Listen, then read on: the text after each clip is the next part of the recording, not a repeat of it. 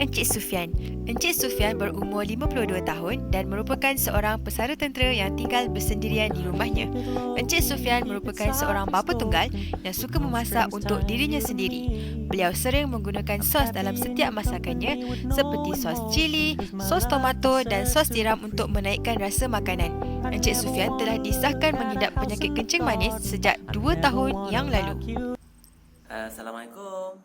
Waalaikumsalam. Yang mana satu Encik Sufian ya? Ya Puan, saya Hakim, Jiang Encik Sufian. Saya Adriana, pegawai pemakanan yang bertugas dalam sesi kaunseling Encik pada hari ini. Jadi Encik tahu kan kenapa Encik kena jumpa saya pada hari ini? Tahu sebab doktor sebelum ni suruh datang semula selepas 3 bulan sebab nak tengok gula pakcik dah turun ke belum. Ya betul, tapi Encik ada tak ikut pegawai pemakanan sebelum ni suruh buat ataupun saranan makanan yang dia bagi? Sebab berdasarkan tahap gula Encik ni masih lagi tinggi. Tak. Malas pakcik. Pakcik tak sukalah makanan yang disuruh makan tu. Tak payahlah mencik-encik, panggil pakcik sudah. Okey Pakcik, sekarang saya nak tahu apa yang Pakcik makan semalam daripada pagi sampai malam sebelum Pakcik tidur. Boleh Pakcik bagi tahu saya?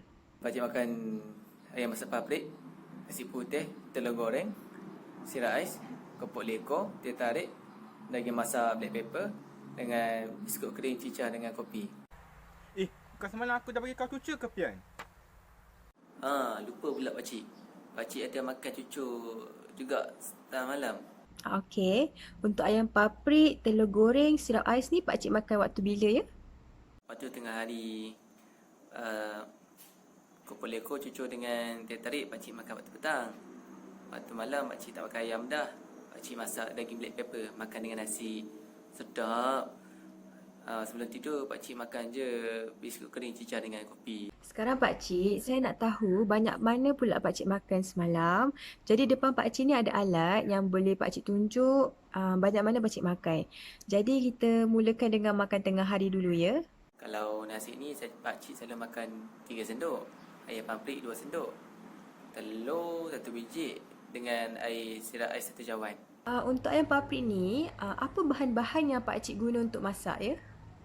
Macam biasalah bawang semua tu.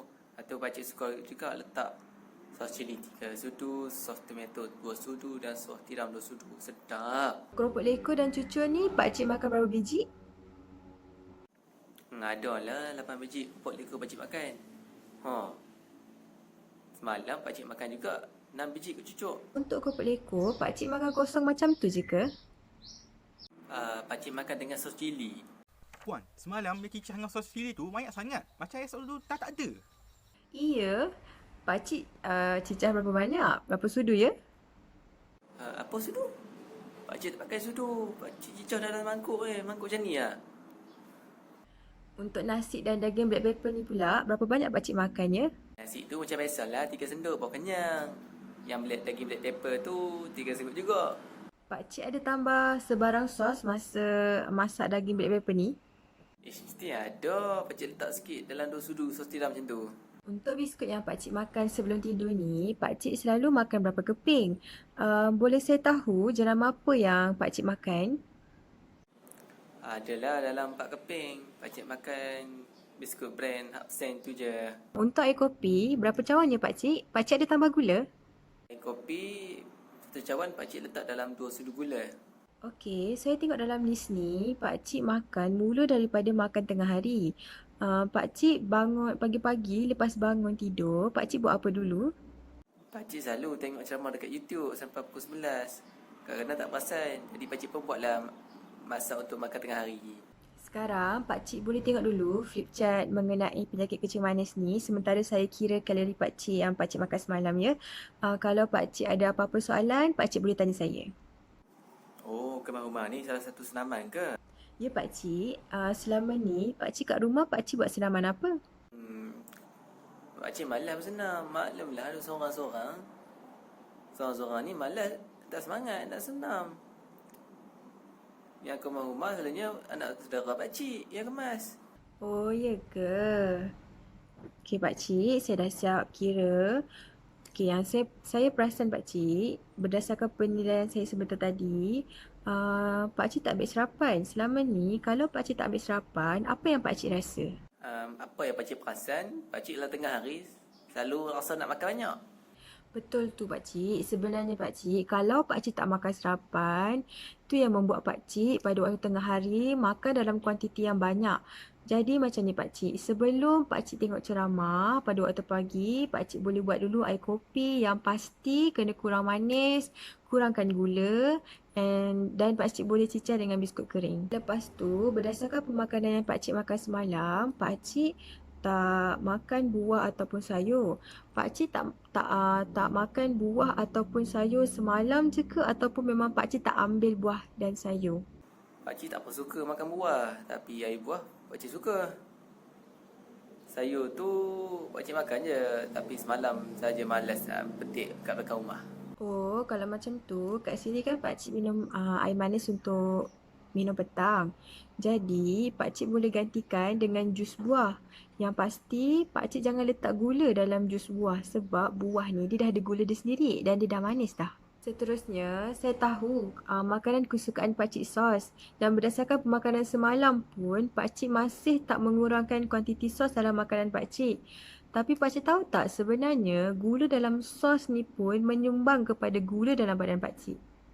Pakcik tahu, kawan kamu sebelum ni ada cakap pada pakcik, tapi pakcik ni macam tak boleh lah kalau tak makan sos dalam sehari. Okey pakcik, kalau macam tu, pakcik boleh tengok dekat sini. Dalam flip chart ni ada 3 jenis sos iaitu sos cili, sos tiram dan sos tomato. Di mana ketiga-tiga sos ni pakcik guna dalam sehari, betul tak? Betul-betul.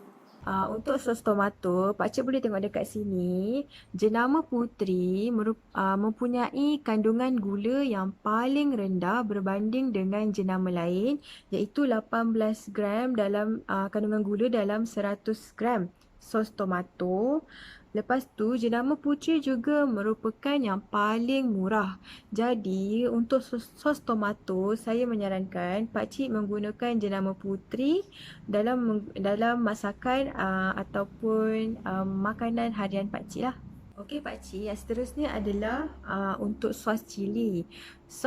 Untuk sos cili pula, ayam mas merupakan jenama yang mempunyai kandungan gula yang paling rendah iaitu hanya 20 gram dalam 100 gram sos cili.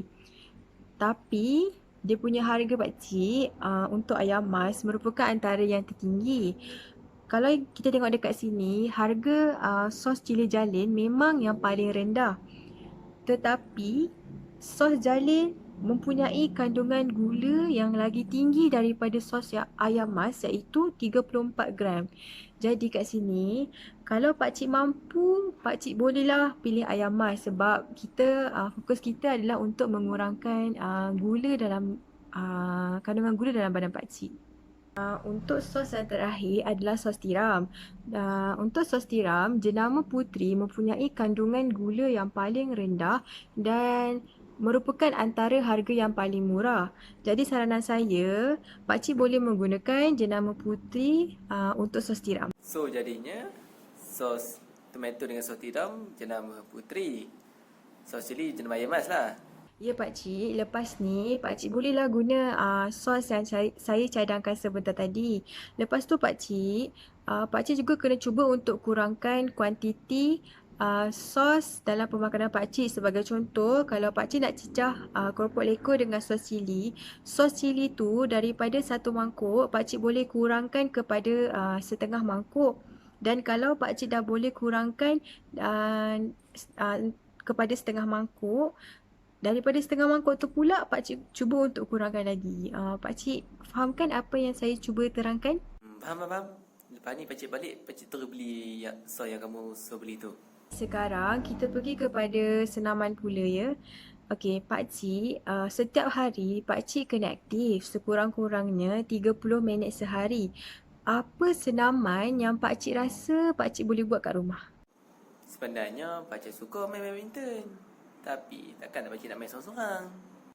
Alah Pian, aku kan ada. Kau ni dari tadi rasa ni banyak. Betul tu pakcik. Setiap petang 30 minit pun dah cukup untuk pakcik main badminton dengan Cik Hakim.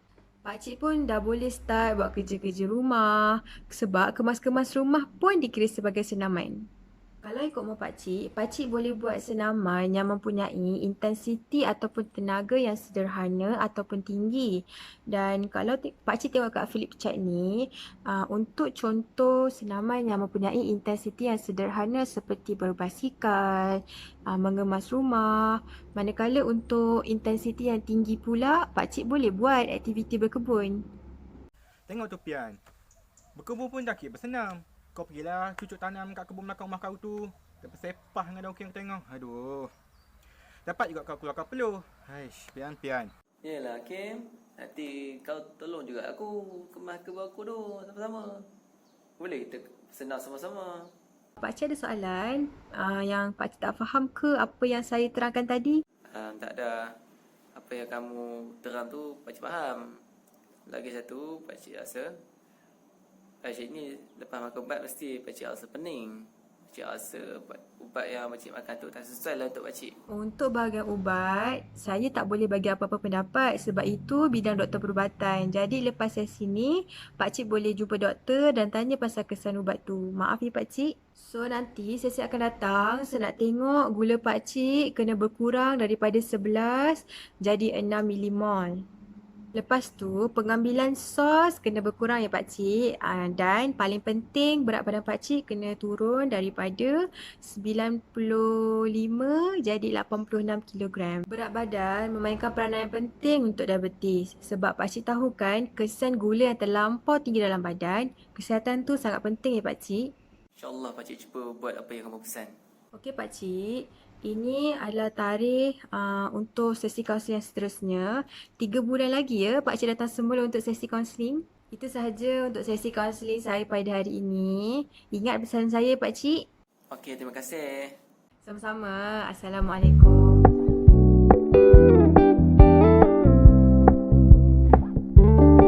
We're gonna keep it low key, keep it softly spoken with no